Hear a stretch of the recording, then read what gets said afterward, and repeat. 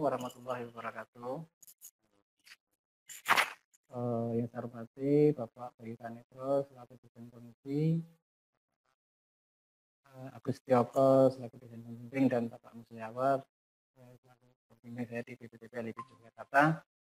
Pada kesempatan siang kali ini saya akan mempresentasikan terkait hasil penelitian saya yang berjudul sintesis dan karakterisasi selulosa asetat dari limbah serat aren. Baik. Ketergantungan manusia terhadap plastik yang buat dari polimer sintetik berbahan baku minyak bumi cukup tinggi. Hal ini dikarenakan plastik jenis tersebut sangat mudah diperoleh, sifatnya yang fleksibel dan harganya yang cukup murah. Namun demikian, timbul kekhawatiran terhadap permasalahan lingkungan yang disebabkan oleh adanya plastik ini. Plastik ini diketahui memiliki sifat yang tidak ramah lingkungan karena sulit terdegradasi oleh mikroorganisme. Kehadiran polimer alami yang dapat digunakan sebagai bahan baku plastik biodegradable sangat diharapkan. Salah satu polimer alami yang bisa digunakan adalah selulosa. Selulosa melalui produk turunannya yaitu selulosa asetat dapat digunakan sebagai bahan baku pembuatan plastik biodegradable. Selulosa dapat diperoleh dari beberapa limbah biomas, salah satunya adalah serat aren. Serat aren diketahui memiliki kandungan lignin sebesar 14,21%, hemiselulosa sebesar 15,74%, dan selulosa sebesar 60,61%. Nah, serat aren ini banyak dijumpai atau diperoleh pada industri pengolahan padi aren. Pemanfaatan serat aren dalam bidang penelitian yang digunakan sebagai bahan baku pembuatan selulosa asetat belum banyak dilakukan. Serat aren banyak dimanfaatkan sebagai bahan baku pembuatan nanokomposit, bioetanol, dan nanokristalin selulosa. Serat aren terdiri dari komponen lignin, selulosa, hemiselulosa, dan terdapat kandungan zat ekstraktif. Komponen dari zat ekstraktif lignin, selulosa, dan hemiselulosa ini berbeda-beda pada setiap tanaman. Itu tergantung pada jenis tanaman. Pada penelitian ini, peneliti mencoba untuk mengisolasi selulosa dari serat aren dengan cara menghilangkan lignin, hemiselulosa, dan zat ekstraktif. Harapannya adalah selulosa yang diperoleh nanti memiliki kemurnian yang cukup tinggi yang dapat digunakan sebagai bahan baku pembuatan selulosa asetat. Proses isolasi lignin dari limbah proses isolasi selulosa dari limbah lignoselulosa dimulai dengan cara mendegradasi lignin dulu atau memecah ikatan lignin. Beberapa metode yang digunakan untuk mengisolasi selulosa dari limbah selulosa ini cukup banyak, meliputi perlakuan asam, basa, kombinasi likuifaksi, basa dan klorid, serta ledakan uap. Namun pada umumnya penggunaan larutan basa pada proses isolasi selulosa dia mampu meningkatkan kemurnian selulosa dan mampu menghilangkan lignin. Penelitian yang dilakukan oleh Mariana dan kawan-kawan tahun 2014 tentang isolasi selulosa dari ampas tebu menggunakan larutan NaOH1N dengan suhu 100 derajat Celcius dalam reaktor yang bertekanan dengan lama dilokasi 15, 30, dan 45 menit belum mampu mendegradasi lignin dengan baik. Hal serupa juga dilakukan oleh Asmoro dan kawan-kawan pada 2018 dengan proses isolasi selulosa dari batang tanaman jagung menggunakan beberapa variasi larutan NaOH. Dari proses penelitian tersebut dihasilkan rendaman selulosa yang berbeda-beda.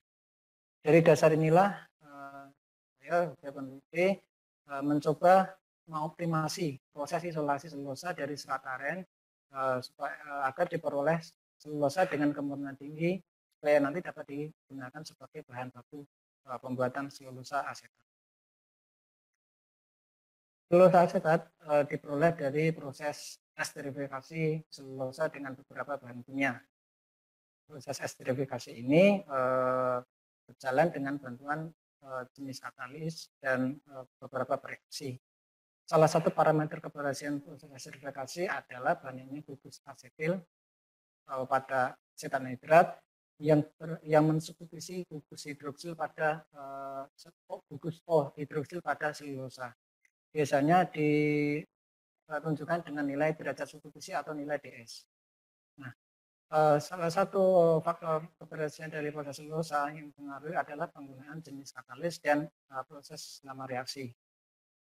Pada penelitian yang dilakukan oleh DES pada tahun 2014 tentang esterifikasi atau pembuatan selulosa asetat pada limbah linusilosa sekam padi dengan variasi jumlah katalis 0,1 sampai 0,3 gram per sampel, variasi yang berbeda-beda dan lama reaksi dari 60 sampai 300 menit diperoleh selulosa asetat dengan derajat substitusi dan yield yang berbeda-beda.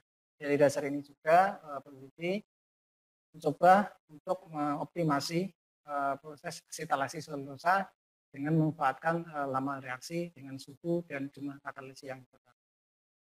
Nah, tujuan dari penelitian ini adalah menghasilkan selulosa asetat sebagai bahan baku plastik biodegradable yang sesuai dengan standar. Tujuan khususnya menentukan optimasi proses denitrifikasi dan esterifikasi yang baik untuk memperoleh selulosa asetat dengan nilai DS yang sesuai standar sebagai bahan baku plastik. Selanjutnya adalah karakterisasi selulosa asetat sebagai bahan baku plastik. Untuk metodologi penelitiannya, saya menggunakan bahan baku serat aren dan beberapa bahan kimia. Sedangkan untuk peralatannya saya menggunakan khususnya untuk reaktornya yang paling kanan adalah reaktor denitrifikasi. Ini kondisinya tertutup rapat sehingga nanti ketika dipanaskan dia akan bertekanan. Untuk waktu dan tempat penelitiannya, tentunya saya lakukan di Laboratorium Tiga Bali Jakarta, Mei sampai 2020. Saya lakukan adalah air air, analisa linusilosa, analisa FDIR, uji warna, analisa derajat substitusi. Untuk rancangan penelitian ini sendiri, saya menggunakan dua faktor. Faktor pertama adalah estimasi atau proses denitrifikasi. Untuk waktunya saya menggunakan waktu 15 menit, 30 menit, dan 60 menit. Nah, dari proses ini selulosa yang diperoleh dengan kemurnian tertinggi akan saya gunakan sebagai bahan baku pembuatan selulosa asetat. Nah, pada proses asetilasi saya menggunakan variasi lama waktu 30, 60, 120, 240, dan 360 menit.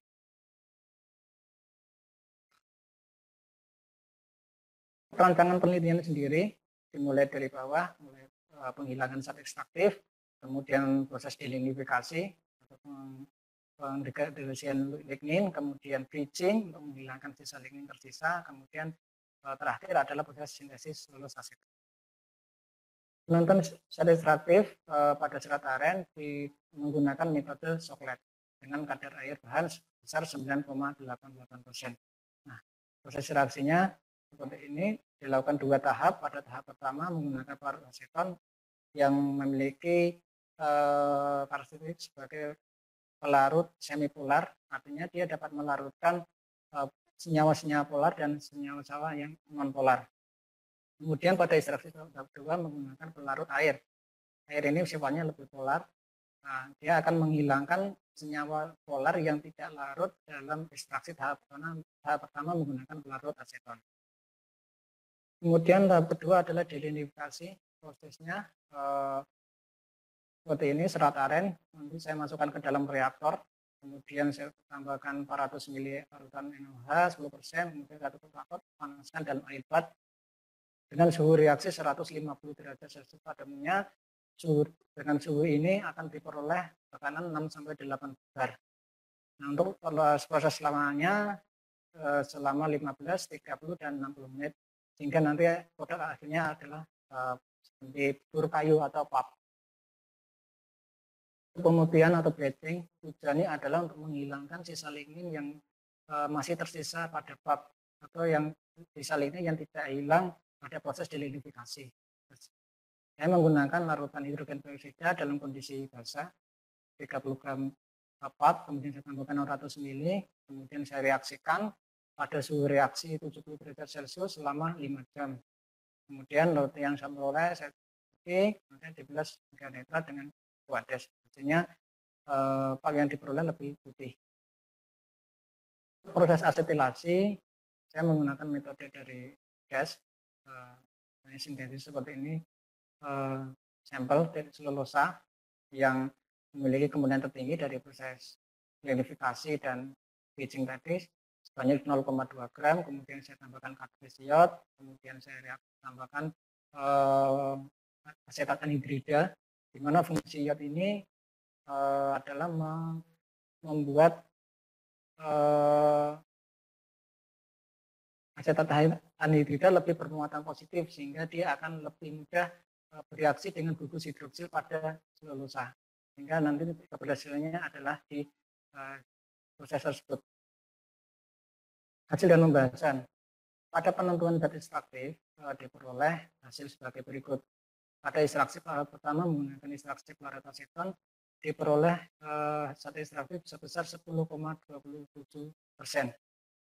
Kemudian pada ekstraksi tahap kedua menggunakan pelarut air diperoleh hasil sebesar 2,77%. Pada ekstraksi pertama menggunakan pelarut aseton diperoleh nilai 10,27%. Ini menandakan bahwa senyawa yang diperoleh atau yang berhasil terekstrak dengan pelarut aseton merupakan senyawa-senyawa non polar dan polar karena aseton sendiri merupakan pelarut semi polar. Kemudian pada ekstraksi tahap kedua menggunakan pelarut air diperoleh nilai 2,77. Kemungkinan di sini adalah merupakan senyawa-senyawa polar yang tidak larut pada ekstraksi tahap pertama. Kemudian proses derinifikasi. Dari proses derinifikasi diperoleh hasil seperti pada tabel. Perlakuan derinifikasi ternyata mampu degradasi liquid dan semi selulosa sehingga meningkatkan kemurnian dari selulosa. Terlihat pada tampil bahwa pada sampel tanpa perlakuan atau raw material dari kadar awal hemiselulosa 33,75 turun ketika dilakukan proses derinifikasi selama 15, 30 dan 60 menit. Kemudian pada kandungan lignin dari kadar awal sampel pada tanggal perlakuan sebesar 13,18 ketika dilakukan proses derinifikasi hasilnya ligninnya juga turun. Namun demikian terjadi anomali atau terjadi fenomena di lama derinifikasi 15 dan 30 menit di mana nilai degradasi lignin ini tidak signifikan, walaupun terkesan terlihat di derinifikasi 30 menit nilai ligninnya terlihat naik. Kehilangan lignin dan hemiselulosa pada proses derinifikasi ditandai dengan meningkatnya kadar selulosa pada bahan. Terlihat bahwa pada sampel tanpa perlakuan dari kadar selulosa awal sebesar 51,83 naik menjadi 84,10. Paling tinggi adalah pada derinifikasi 60 menit yaitu 88,49%. Pada proses derinifikasi 15,30 menit diperoleh peningkatan selulosa yang tidak berbeda signifikan dengan derinifikasi 15 menit. Ini hampir sama, tren ini sama dengan tren yang pada kadar lignin, bahwa kadar lignin terjadi perubahan yang tidak signifikan sehingga bisa diartikan bahwa lignin merupakan salah satu parameter yang mempengaruhi tingkat kemurnian dari selulosa. Kemudian pada proses pemutihan atau proses batching, dari hasil pemutihan diperoleh bahwa kadar warna pada pulp itu meningkat setelah dilakukan proses pemutihan. Pada ini saya bagi menjadi 3 plot. Jadi warna hitam ini merupakan nilai L, yang kemudian warna merah merupakan nilai A, yang warna hijau merupakan nilai B. Pada plot yang paling kiri pada pulp derinifikasi 15 menit, kadar kecerahan dari pulp yang awalnya cuma 45,3 naik menjadi 66,17. Kemudian tren yang sama diperlihatkan pada pulp derinifikasi 30 menit di mana nilai L meningkat dari 53,3 meningkat menjadi 67,7. Kemudian pada derinifikasi 60 nilai L atau kecerahan meningkat dari 42,57 naik menjadi 71,6. Meningkatnya nilai kecerahan warna ini merupakan reaksi dari hidrogen peroksida dalam kondisi basa yang mampu mendegradasi lignin. Dari hasil ini dapat dikaitkan dengan kadar lignoselulosa bahan. Nah, pada proses pemakaian batching, pap yang diperoleh kemudian diuji lignoselulosanya. Nah, dari hasil pengujian pada pap lignifikasi 15 menit pada tabel 6 paling atas, pap sebelum pemudian memiliki kadar selulosa sebesar 84,10. Kemudian pada pap setelah kemudian didapatkan nilai sebesar 86,32. Namun demikian peningkatan ini dari hasil statistik peningkatannya tidak lalu signifikan atau tidak nyata. Kemudian pada tabel 7 dan tabel 8 trennya juga sama. Maksudnya proses bleaching dapat meningkatkan atau dapat mendegradasi lignin yang tersisa dari pap yang tidak hilang dari proses delignifikasi. Asetilasi. Asetilasi merupakan suatu proses tersubstitusinya gugus hidroksil pada selulosa dengan gugus asetil pada karbonil asetil pada asetat anhidrida. Nah, salah satu parameter keberhasilan dari proses asetilasi ditentukan dengan adanya gugus karbonil. Nah, pada tabel di atas gugus karbonil atau gugus yang menyatakan itu adalah gugus asetil dan gugus asetil terlihat pada bilangan gelombang 1240 sampai 1750. Nah, kemudian pada nilai panjang gelombang 2900 sampai dengan 3500 itu merupakan gugus-gugus penyusun dari selulosa yang meliputi C, O dan sebagainya. Nah, pada nilai panjang gelombang 1240 sampai 1050 itu merupakan gugus penyusun seperti asam karboksilat. Nah, pada pengujian hasil pengujian sampel dengan FTIR pada selulosa, sampel selulosa yang ditunjukkan dengan peak paling atas tidak ditemukan adanya puncak yang muncul di bilangan gelombang sekitar 1650 sampai 1750. Ini artinya bahwa selulosa awal belum terdeteksi atau belum terbentuk gugus ester. Kemudian pada selulosa asetat komersial terdeteksi atau muncul adanya puncak pada bilangan gelombang sekitar 1732. Tren yang sama juga ditunjukkan pada sampel dengan asetilasi 30 menit, 60 menit, 120 menit, 240 menit, dan 360 menit.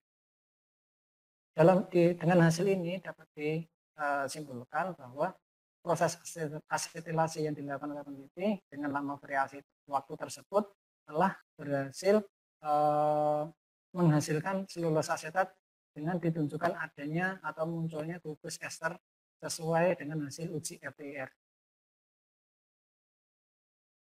Hasil uji FTIR dapat dideteksi atau dapat dihitung secara kuantitatif menggunakan atau dapat disimpulkan dengan nilai derajat substitusi.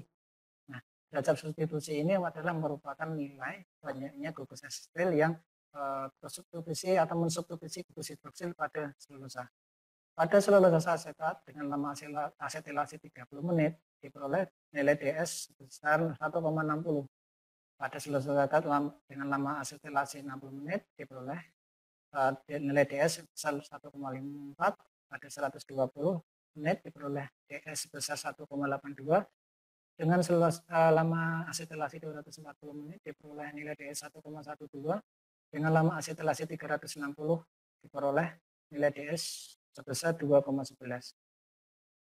Lama proses asetilasi akan berpengaruh pada nilai DS yang dihasilkan. Dari hasil ini diperoleh beberapa fenomena di mana ada lama asetilasi 60, nilai DS cenderung turun dibandingkan dengan nilai derajat asetilasi 30. Dan di lama asetilasi 240 menit nilainya juga terlihat lebih rendah daripada nilai asetilasi 30, 60, 120, dan 360.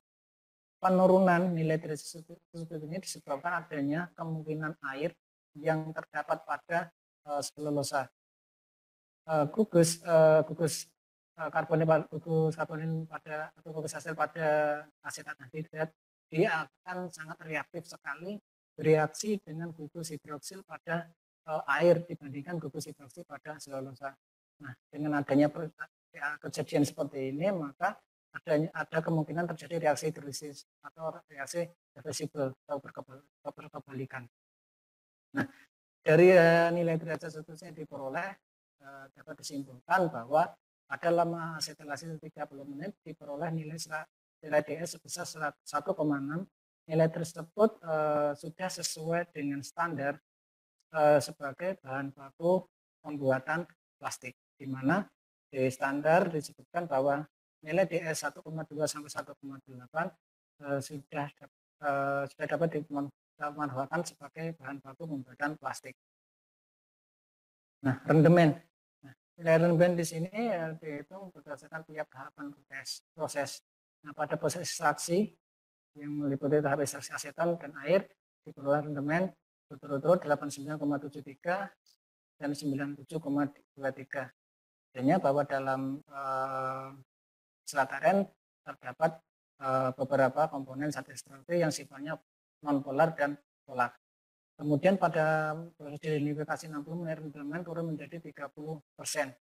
Nah, penurunan yang cukup drastis ini ada kemungkinan dari proses delignifikasi menggunakan larutan NaOH. Selain dia mendegradasi lignin, dia juga mendegradasi selulosa atau namanya proses depolimerisasi selulosa, sehingga akan berpengaruh terhadap nilai rendemen bahan. Kemudian pada proses pemutihan batching, nilai rendemennya adalah sebesar 85,89%. Kemudian pada produk yaitu selulosa asetat, rendemen dihitung berdasarkan reaksi kimia dengan mempertimbangkan jumlah sampel, berat molekul dari selulosa, dan berat atau nilai DS dari selulosa asetat yang dihasilkan. Nah, dari perhitungan itu diperoleh rendemen sebesar 91,78%. Nah, nilai ini artinya adalah nilai yang menggambarkan banyaknya gugus hidroksil yang terasetilasi oleh gugus asetil pada asetat anhidrat. Nah, dari hasil ini dapat disimpulkan bahwa rendemen total pada tahap isolasi selulosa sebesar 22,48%. Nah, ini artinya rendemen ini sangat kecil sekali.